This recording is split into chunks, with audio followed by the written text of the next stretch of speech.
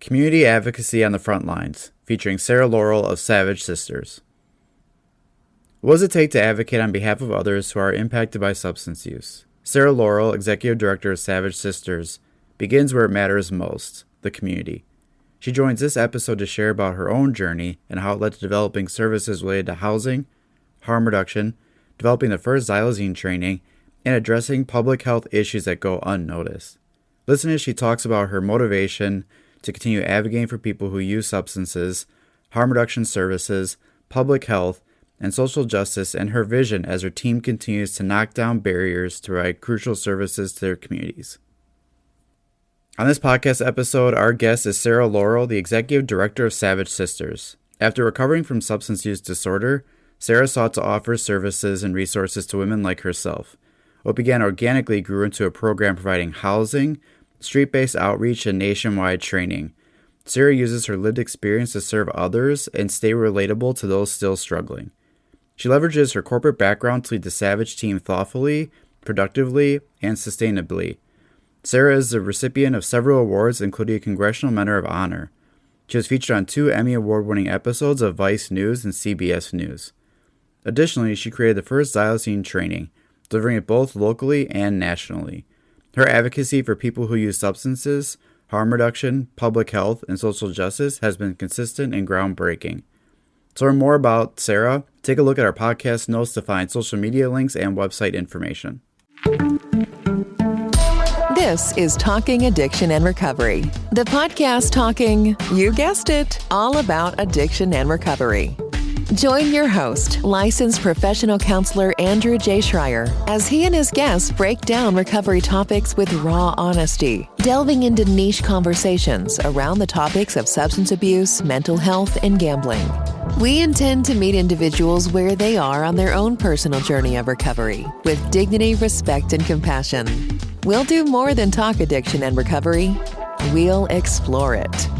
We're glad you've joined us. Here with today's episode, your host, Andrew Schreier.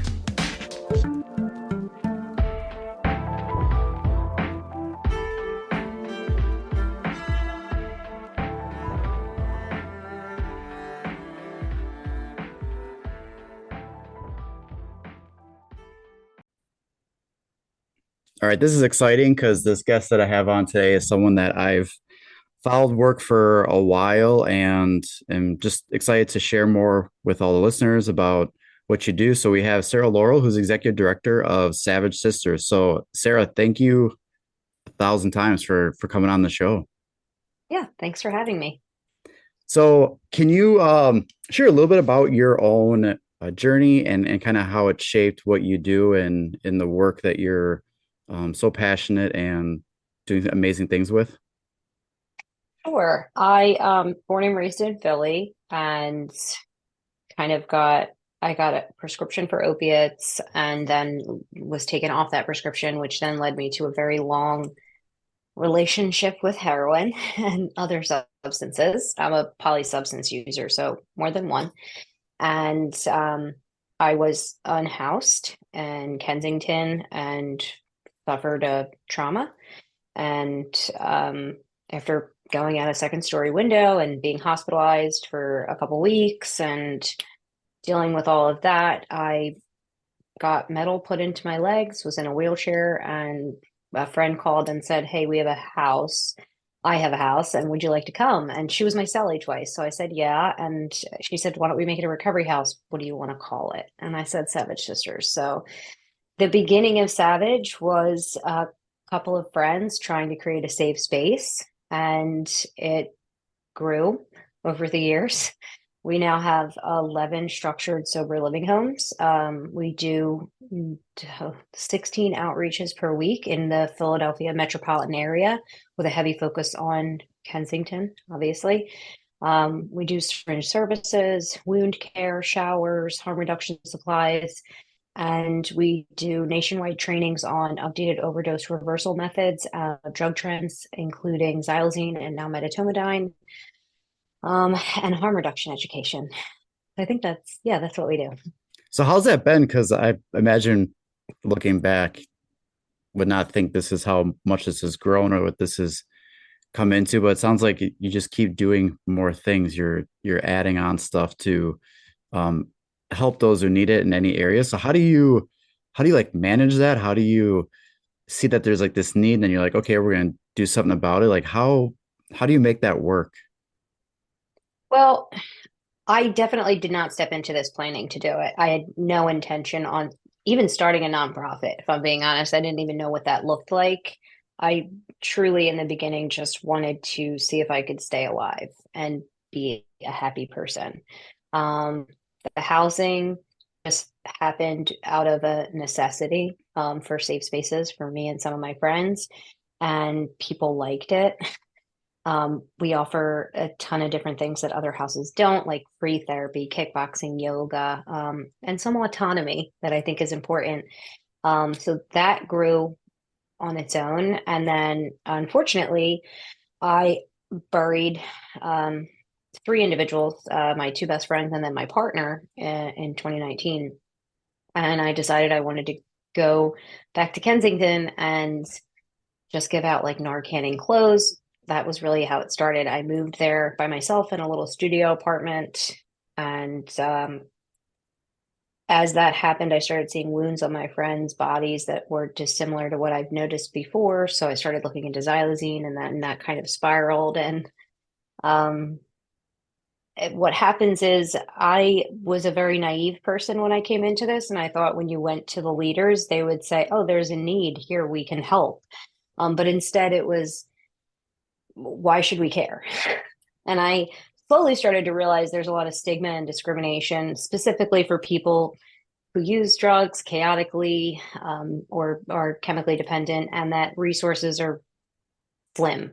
And that people who are willing to serve them in a way that is non-judgmental, non-coercive, and with like an energy of love, without expectations, weren't many. I mean, there's a ton of us that do this work in harm reduction, but in my community, I was like, wow, I feel like this is something I could do because I love them, you know? So then all of this outreach started and more people came. I'm one of 10 kids. So at the beginning I was coercing my siblings and I was like, come help. And then people started to see it because I'm a firm believer that people want to do good and people's nature is to love non-judgmentally. And so when they see that, they like it. They want to be a part of it. The conditioning of judgment and all that comes from society, but we do want to do good for each other. So people just jumped on board because they love it. And it's nothing new. It's being done everywhere and it's been done for decades. It's just our little pocket that we were able to do. And then the education piece happened because we had a lot of experience. You know, I've had a lot of experience with xylazine, with drug trends, with being a person using substances in recovery, not having access to resources, not having access to healthcare, therapy, mental health, being stigmatized and discriminated in the judicial system, the barriers that we have to overcome, and needing community and needing connection. And for whatever reason, every single thing just kind of aligned for me. The universe was like, this is going to be in your lap now. I didn't really have to fight for anything. But there was crickets when I asked for help from leadership, like politicians and government, but there was an immense level of support from community members. So that's how we were able to do it and grow and expand. And I think that's how we'll always have to continue on, especially now.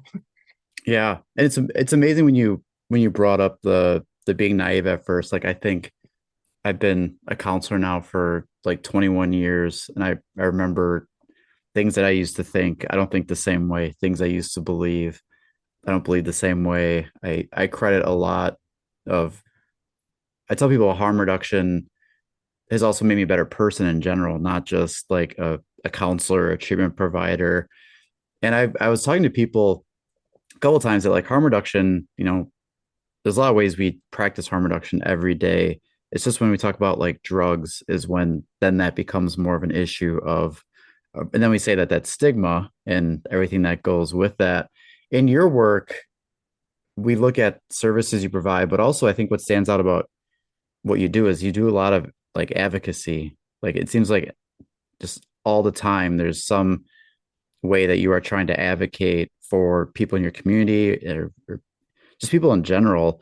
How do you balance that? Because I can't say every organization steps into that advocating or taking it to those measures of needing to try to make larger systems change. But it seems like Savage Sisters is something that is what we do, is we advocate.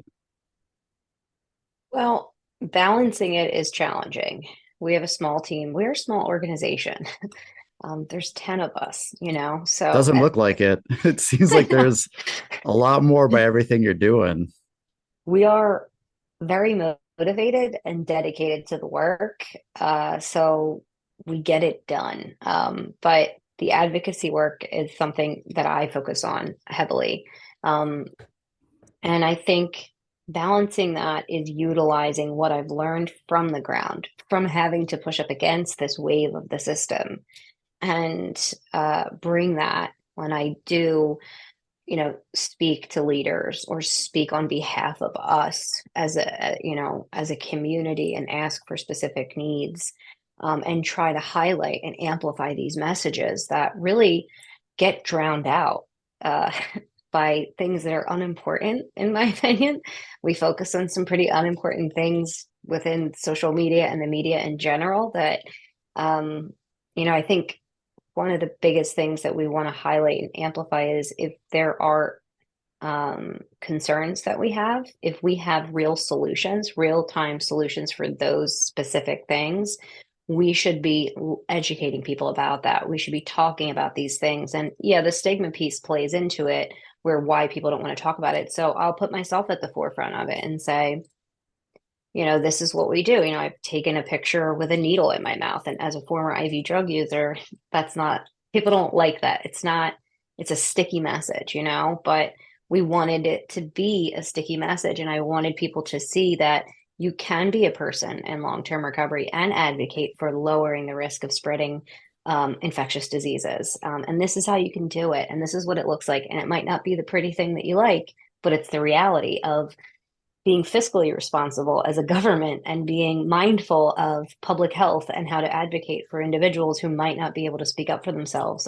So we take little things and try to be very intentional.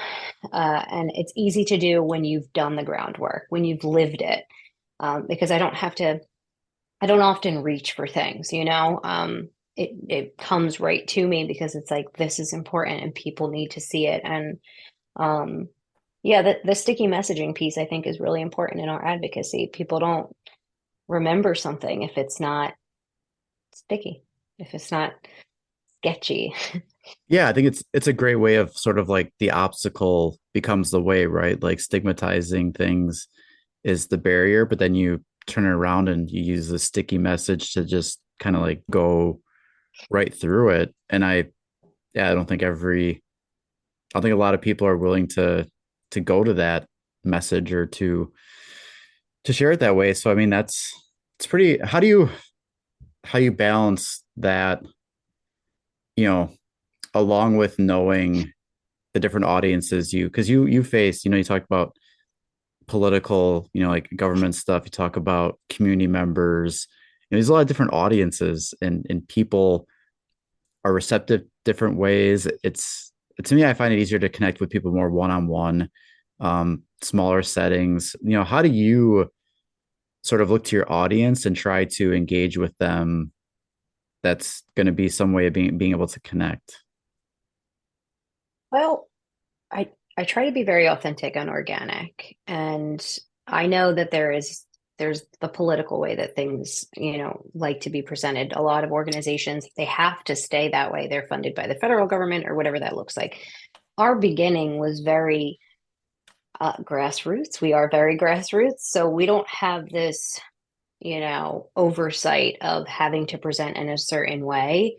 I was able to have a lot of creative freedom, and I still do. I do the messaging, I come up with all the stuff, and it's because I'm trying to reach people like me. It's because I'm trying to reach people at a human level without the pomp, without the pretense. This is reality, and reality isn't always this political commercial. Sometimes it's ugly, sometimes it's talking about disease, and sometimes it's talking about setting healthy boundaries with family members, and sometimes it's talking about our unhoused population and how we need to morally and in a communal way come together for them, and why this is important, and humanize situations. So first of all, I am aware that I'm not going to be everybody's cup of tea, and that's okay. And I don't think that you can affect change if you are completely towing the line. I think in order to affect change and to generate some kind of motion and traction and attention to the subject, you have to be a little inflammatory at times. And you will call on those that support and get your allies, and you will potentially and hopefully instigate a conversation. I attempt to be mindful of all the different demographics that we reach. But at the end of the day, I am here to represent those that I serve and their families. I am not here to appease politicians. And I don't think I would ever be successful in doing something like that. It's just not who I am. Yeah. And there's a lot of issues the services you have, the things you talk about, navigate for. There's some that are things that are being talked about a lot, all the time. There's also ones that aren't being discussed or mentioned as one. I know one that has been, what you've been known for is the work with infectious diseases, right? With hepatitis C, that's been something that you've been talking a lot about and having services for. Can you share a little bit more about that area of focus?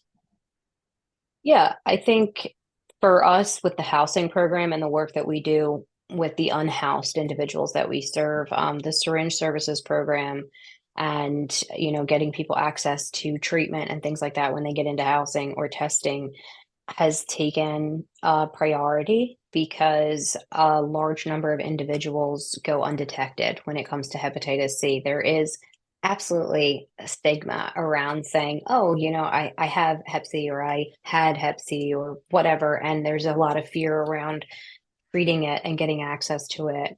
And there's a lot of misinformation. So we have made it a priority within our efforts and our outreaches and our housing programs to prioritize being tested and getting access to that treatment, and sharing the truths within our community about it, because it is something that is near and dear to me, personally on several different levels.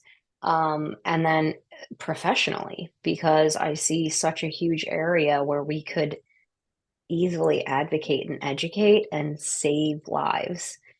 So like I mentioned earlier, when there is something that we have a tangible solution that is, an attainable one and an easily attainable one, we need to be shouting it from the rooftops so that we can improve the lives of the people that we serve, my friends, so that they have access to it and then they can move on in their journeys.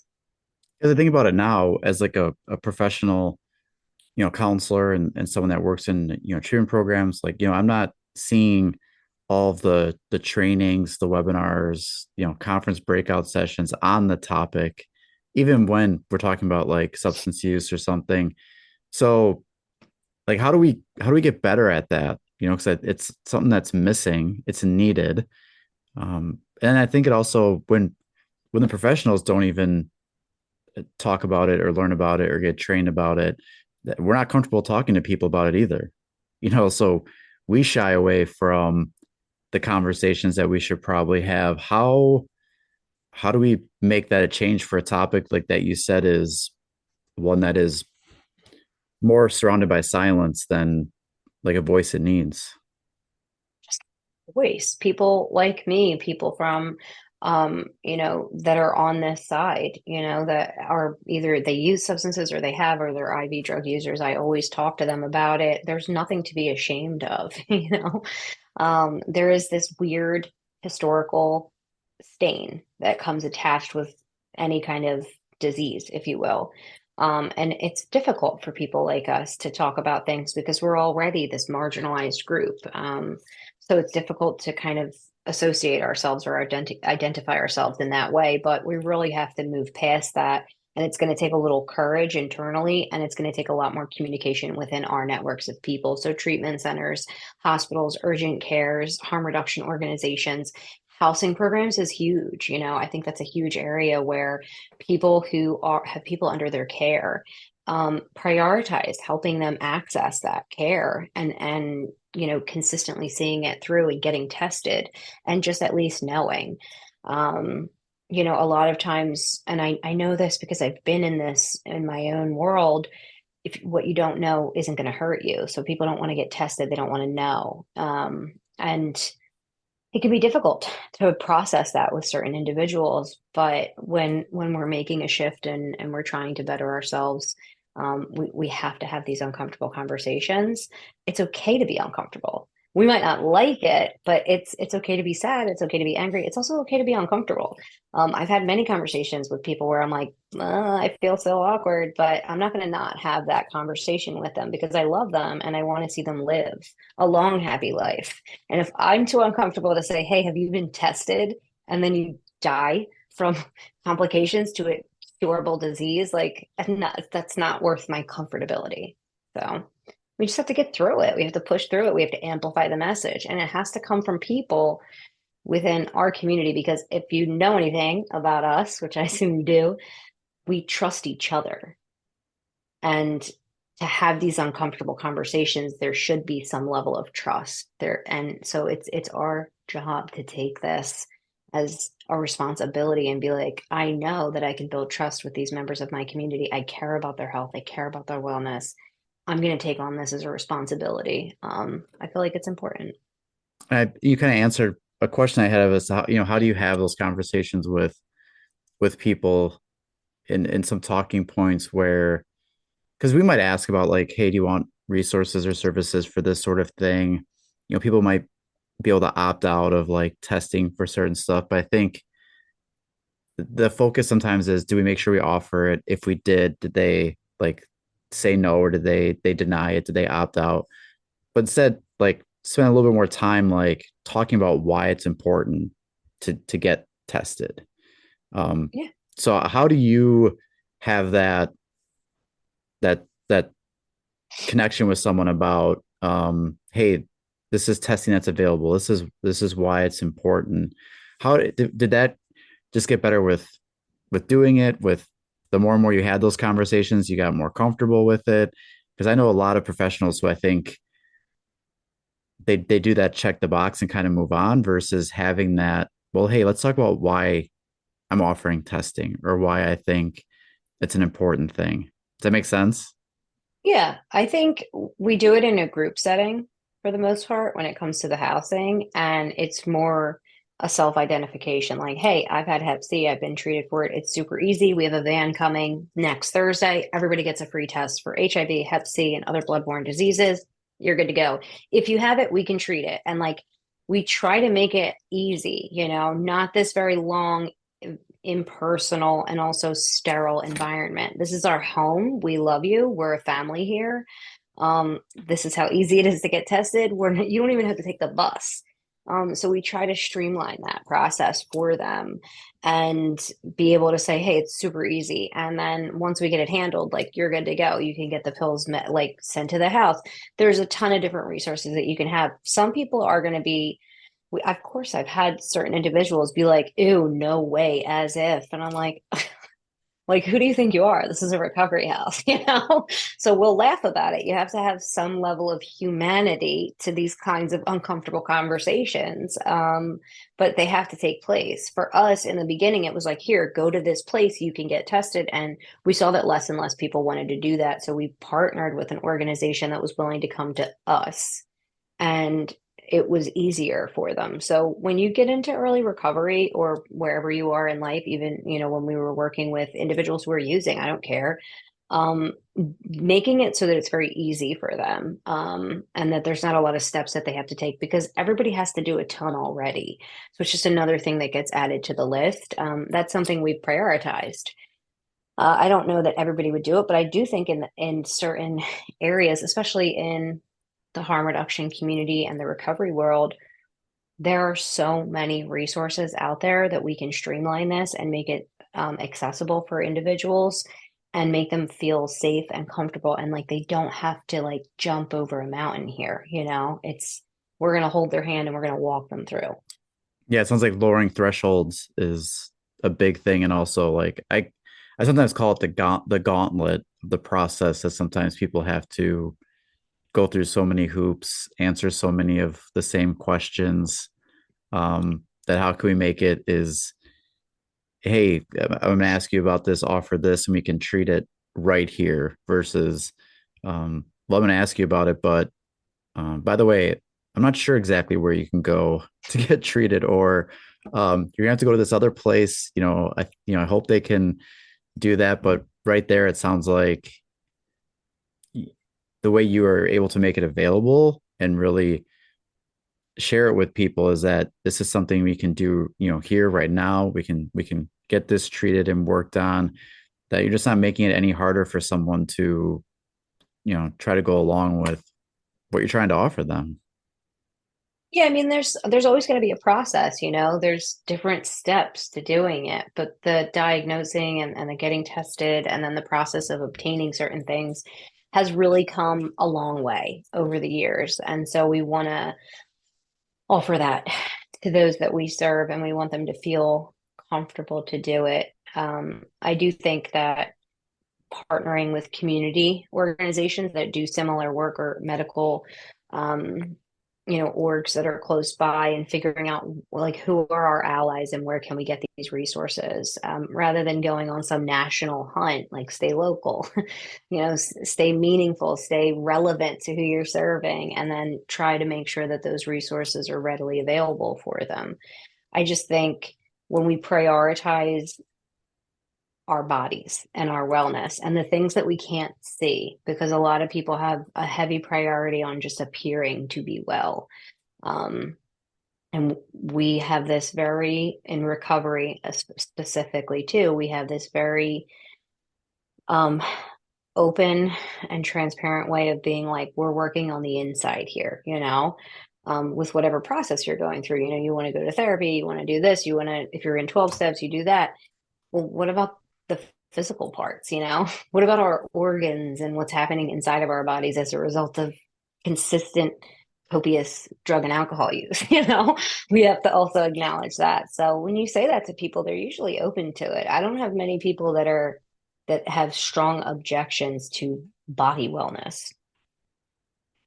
Yeah, and that's, do you think part of it is the uneducated aspect of it, is people aren't aware more now of the testing, diagnosing, treating options that are available? They're still thinking of how this is being done maybe in the past, or what they may have thought before, that becomes a barrier. Because it sounds like there's been a lot of incredible advances with treatment and all this to do a better job than we weren't able to do before. So let's not get stuck in how it wasn't being done in the past, but what's available now. Because I feel like people don't know all that. I think that a lot of people, specifically in our communities, right? So there are a lot of myths that go around. As a former IV drug user, I spent many a day in a trap house talking about Hep C, and the myths that we all believed were ridiculous. Like, you can't get it if you use water to rinse the syringe, and you can still share it, and you can't, there was a lot of stuff, and your body can heal itself, and you don't have to get tested or treated. Like, ridiculous, And then when I got into recovery, I was like, oh, that's none of that science at all. And unfortunately, we have to come out of that, and we have to talk about it from the science aspect of it and be like, this is not true. It is a curable disease. We have come miles from where we were before, and the first step is knowing about it. It's testing for it. I think myths and misinformation in our population just they really run rampant, and it's something that I hear on a consistent basis when I do my outreach, where I'll say something to individuals about it and they'll be like, oh, my body healed that like 10 years ago, and I'm like, that is not true. So I can like laugh about it a little bit, but at the end of the day, it means that we need to do more education, and basic education, where it's like, you have to be tested for something like this. So I think we need to talk about that more. And I think the Mythbusters could be a good campaign of sorts if somebody was going to like take that up. I mean, I have a lot of flags that I have to fly right now, so I can't start that. But I think that, and also just talking about the access to it, that is incredible nowadays versus what it was before. And I also think there's one piece that a lot of people don't understand is that, when people think of bloodborne diseases, they think of two. They think of HIV and they think of Hep C. And they say them, and I do it too when I'm advocating at times. When I talk about, syringe programs, I'll say HIV and Hep C. You kind of put them together. And in that, when you do that, you kind of you do a disservice at times, because people think that if you have Hep C and you're not sickly or looking sickly, that it's okay. And so they don't understand. I didn't understand. Let me say that I didn't understand that it could affect your kidney and your liver, and it could affect many things within your body. I was not aware of that. So I think, again, the education and the communication about it needs to be increased, and it needs to be known as its own thing, and not just like, a long run on sentence. I don't know if that makes sense. Yeah, it does. And that's where I can see it's when you do try to separate that as well, it's harder because I think there's other issues that people are going to say are more needed or more important to address or to talk about, or so it's a challenge for sure. I mean, I know that's something you've been fighting and advocating for a while. So, I think even being transparent, have all these podcast episodes, not a single one has really ever mentioned it, you know. And no guest has ever really brought it up or talked about it, or at least it wasn't in any of stories that they've shared or the work that they've done. And that's not okay that it took that long, but that's why you're here to share that and get this more out there. So I do appreciate that, because like I said, the work you've done helps to the work you've done is known and gets shared and talked about. And this is how I like to disrupt the professionals, and that's in my role. So I like to talk with like the other counselors, the other treatment providers, kind of like disrupting their old way of doing things. And even I want to share this with you. We actually were able to start treating hepatitis C in one of our clinics, and we could test in them and treat it. We can't do that in every state because some of it doesn't allow us to, but being able to do that in some of those clinics has been incredible. The success we've had in being able to test right there and to provide treatment right there has had remarkable results. I know we just wish we could do that all over the place, and sometimes we can't because of red tape and all that type of stuff. So I kind of want to share that people are hearing too and listening to what you're saying, and it's having an impact. And that's another area I wanted to ask you about, was the xylazine, because that's another area where your name came up about xylazine. And I think you were one of the first ones to develop like the first training for it. I mean, that's pretty remarkable. And then when it hit the scene, your name was being referenced so much about it. So can you share a little bit about that whole area and how that came to be? Because that's pretty incredible. Thanks. Yeah. So in 2019, I was doing outreach from my stoop in Kensington, and as I said, I started seeing the wounds. So I reached out to the Department of Health and said, "What is this?" They said, "Oh, it's a substance known as xylazine. We don't know anything." That was kind of it. It was that's it. And so I started researching it. There wasn't at the time a ton of research on it. And I kind of went down a rabbit hole with it. And I started making a PowerPoint presentation for myself to remember everything. And I was just pulling all the information, the chemical makeup of it. And then I was finding out, what brain receptors does it hit? So then I would Google all that and find like studies on what your brain receptors do. And it was just really, when I say it took me a year to just fully comprehend and see it on the ground and see what was happening to the respiratory systems during overdoses. And so I just compiled all of this. I met with scientists. I met with medical professionals, surgeons, nurses. And the crazy thing was, I was bringing it to them and being like, hey, this is what I know, and giving them all the information I know. And they were like, I didn't even know that. So I was like, really? You didn't know that? And then they would say things to me and be like, well, what about this? And I was like, no, because this is what I'm seeing in the wounds. This is what I'm seeing on the street. This is how I reverse an overdose.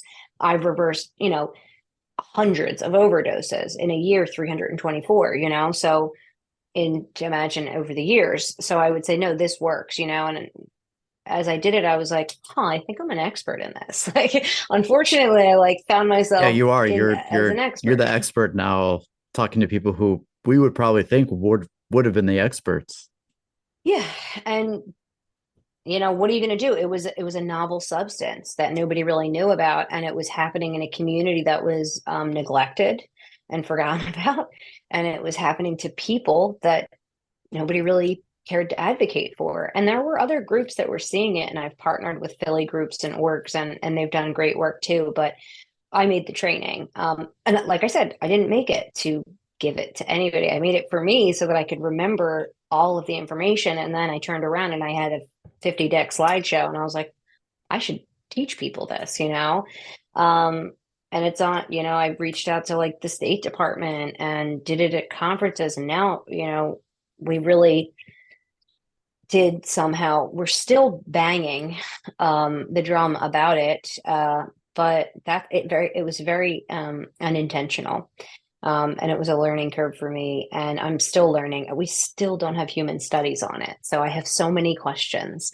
And I've learned so much about the wound care process and the body and the brain.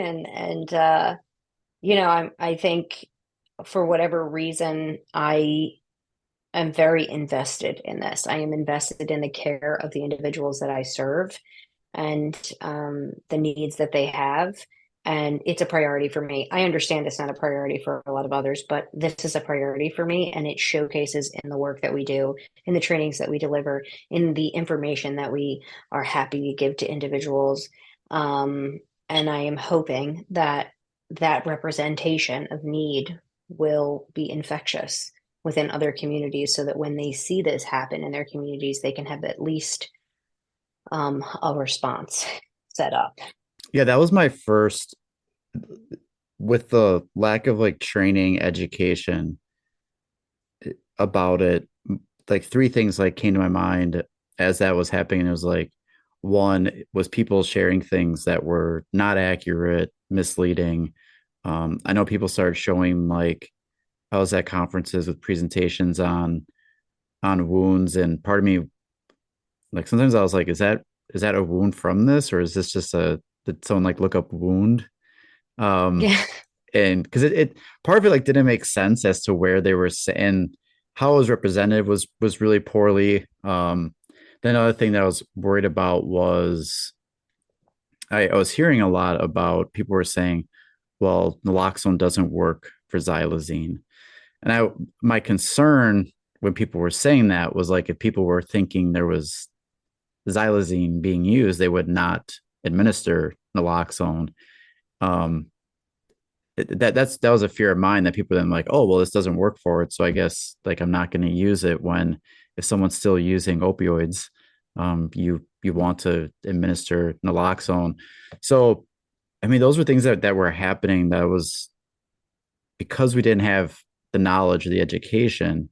I was like, oh, we need somebody to like start doing something that we could have as a go-to. And then your resources were popping up, and it was, this is what we need. So it was super appreciative, because from individuals I've talked with and treated and counseled from different states that we've heard people talking about it, like there was not a lot to go to, and your resource became like a really good, beacon of when it came up, like that was trusted. From us, we trusted that resource. When early talks of it, there wasn't always trust about what was being said or what was being talked about. So it was super impactful, and um, really appreciate everything that you've done and continue to do with that topic, because some areas they hear about it more. Other areas, like in Wisconsin, we don't hear about it as much in some of our areas. But some of our clinics in different states hear a lot more about it. So for some people, that needs to be more of a focus on education and resources. Doesn't mean it's our number one, but it is for other people. So I'm glad you were able to do that. Yeah, I mean, like I said, I didn't intend on doing it, but I'm glad that we can help in some way. I don't, I think the drug supply is toxic, so we have to use each other as resources and allies to support each other. And I think a lot of communities aren't aware of its presence. We didn't start seeing the very negative impacts for years of it being in the supply, like 3 to 4 years until it really dominated the supply. And I think a huge part of that goes into testing.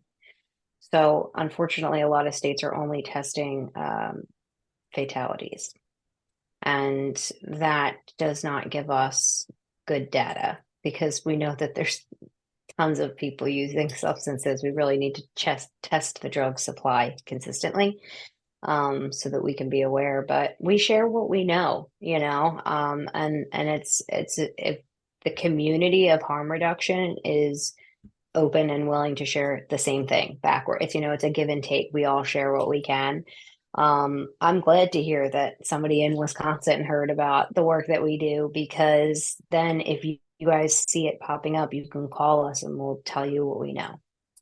That's great. I love that. I hope it doesn't turn out that way, honestly, because it's Yeah, not a good time. But yeah. Hope for it, but also feel more confident that if it does, then we're not the only ones, and we know that there's a resource to go to. So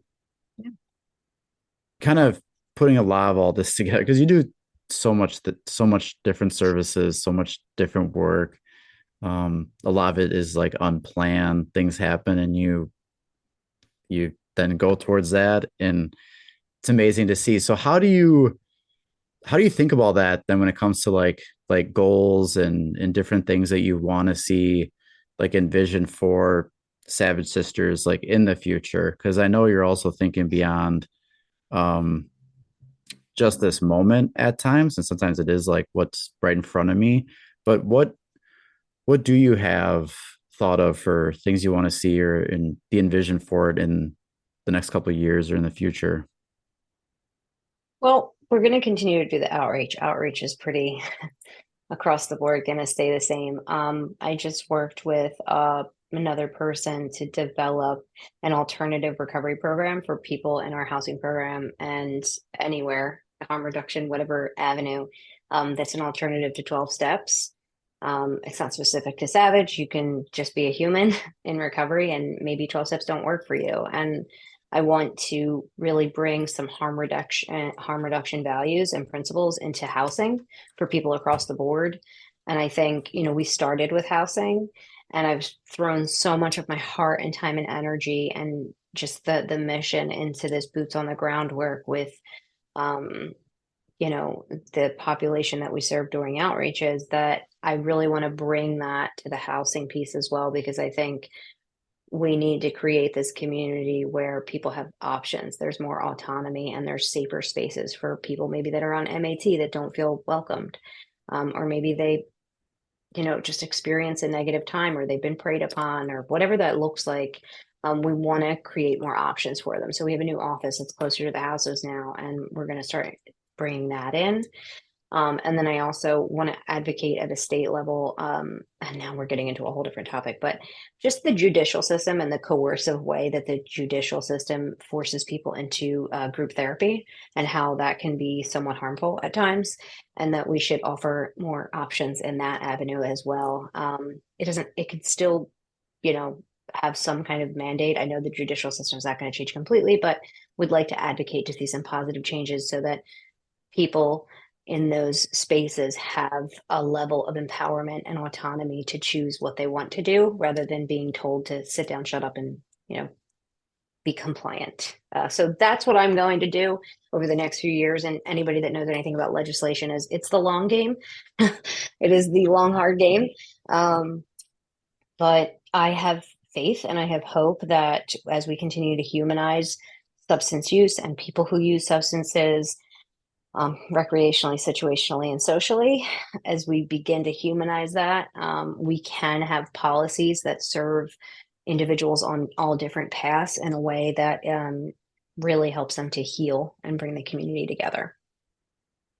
There's a part where you mentioned the housing and kind of circling back because this is where you said it started. Um, and I'm curious from your experience what you see with almost like housing first versus I think some other people approach it where you you stop using substances or you address the mental health, you do all this stuff, and then someone can get housing in a lot of areas does not come first.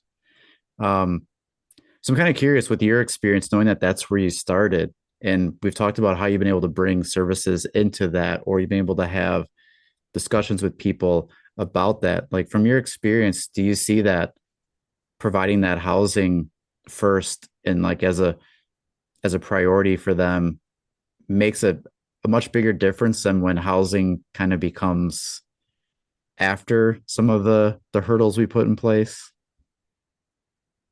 Um, so the housing first piece is very specific. It's housing, and there's no stipulation or let's say like mandatory level of sobriety or recovery, whatever. Our houses are recovery houses. That there's 11 of them. We've been approached about doing housing first. I will be honest with you. I think there's a need for it. We don't have the funding, but um, also for me and my staff, my very limited staff, I don't know that I would have the personal capacity to operate a facility like that because operating the drop-in center in Kensington, um, I will say is very difficult. And we've done like code reds and code blues where it's 24 hours a day. It's pretty difficult to do. And my biggest thing with that is like staffing it. You really need like a heavy level of staffing. I think it's very needed. And I think down the line, I could probably look into it because I seriously considered like applying for funding for it.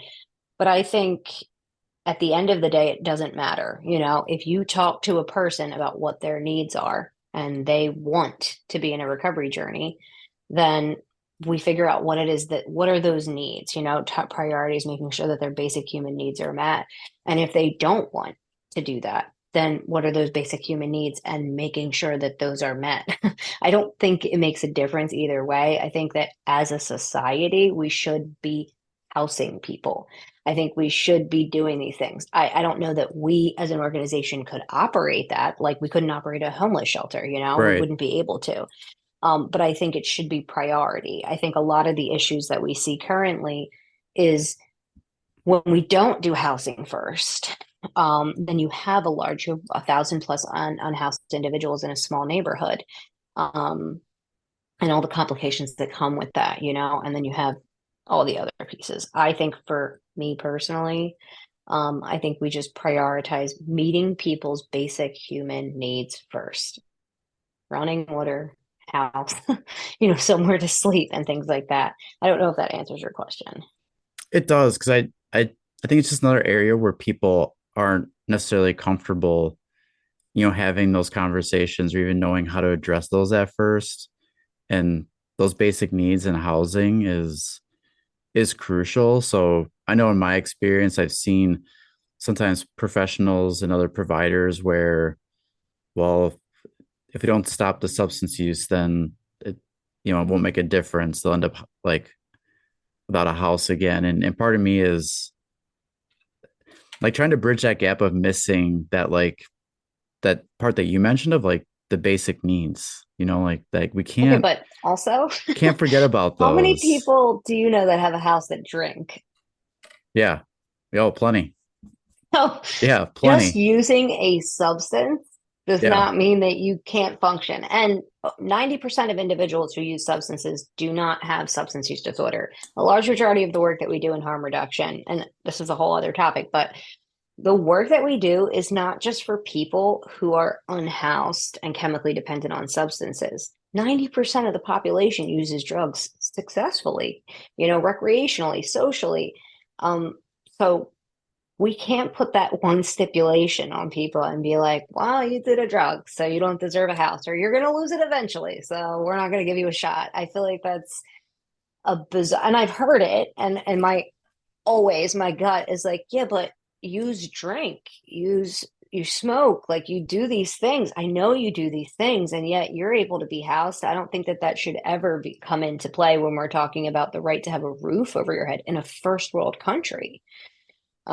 It's honestly, it's so sad to even consider. But then again, you are dealing with people, and this is why we have the worth saving thing. I came up with worth saving unintentionally because I was sitting before legislators and we were talking about the needs, and they said, one person said, well, how many times should you reverse somebody's overdose before you let them die? And I was like on the street in Kensington, and I was like, taken aback by it. And I was like, I think everyone is worth saving. And I think that the conversation that we're having now about who's worthy of these basic human rights um, is devastating. So the whole worth saving thing is like we're worthy. We are worth saving. We are worth housing. We are innately worth. Like we don't have to do anything. We don't have to be abstinent to be worth it.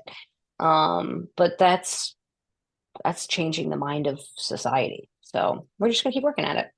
Yeah, I think you answered my final question would have been like if you had your moment to talk with, you know, people that could make a difference with some changes, you've got your short elevator speech, your moment to connect with them. Like what would that message be? And I think you really captured it well with the worth saving and worthy. And I think that captures a lot of what you've talked about. But I'm saying that's what it sounds like yours would be. But what, or just for listeners, even, people listening right now, what message would you want to give, either about the work you're doing or any of the areas with harm reduction or the areas with health related stuff? And I mean, what message would you want that to be for people, hearing you and thinking about, wanting to get involved or wanting to do something to make a difference or the next step to take? We always want to know what can help people with that. What would yours be as we kind of close out this conversation? I would say, we've always said we don't want to be, and we're not a national organization. We're very culturally relevant to our community. If you want to get involved in your community, find somebody who's doing the work and help support them in whatever capacity you can. Sometimes people can donate financially, sometimes it's time, sometimes it's their talent. But if you feel like you're a person who loves people unapologetically and doesn't judge them and can do work for somebody in need without an expectation of anything, without bartering back and forth, harm reduction might be a good space for you because there's a really big need, especially right now, for support, and for humans to just connect with each other. Our main goal is to connect with individuals, connect them to resources, connect them to people, connect them to housing, and connect them to love, because we are all worth saving. And I think there's a lot of us that believe that. We just don't know how to get off the sofa and figure out, like, where do I fit into this? So yeah, it's time, treasure, and talent. Which one do you want to give? But give something, because our communities, we need it. And find somewhere that you feel like you fit in, get in where you fit in, and do it. That's great. I really like that's the capture moment, is the time, treasure, talent. That's gonna stick with me. Uh, so that's amazing. And I really want to thank you, Sarah, for being here, for talking. I've been an admirer of your work from afar, and now talking with you, learning more. That just went up. So I was really thankful that you got to share about this. And, I know you don't do it for this reason. And a lot of us who get into it don't do it for it. That, your work is making a difference. It's impactful. What you've done for your community is amazing. It's noticed. It's an example for others. I know you don't do it for those reasons, but I also know we don't always hear that enough. So I want to express that to you. And I look forward to just still learning more about what you're going to have to do in the future, and even stuff that you're going to be doing tomorrow. Cause I know you're doing something. So there's going to always be some great things out there. So thank you so much for being here and joining. And I think the listeners are going to get a lot from our talk. Thank you. Thanks for having me. You've been listening to Talking Addiction and Recovery with Andrew J. Schreier. We're so glad you've joined us and invite you to connect further with the show and these topics at www.andrewjschreier.com. That's Andrew J. SCHREIER.com. You can also email us directly at talkingaddictionandrecovery@gmail.com and connect on social media, Instagram at Talking Addiction and Recovery, Facebook Talking Addiction and Recovery Podcast, and Twitter at TalkAR_podcast. To stay connected and never miss an episode, be sure to like, rate, and subscribe. Until next time, friends, let's keep talking addiction and recovery.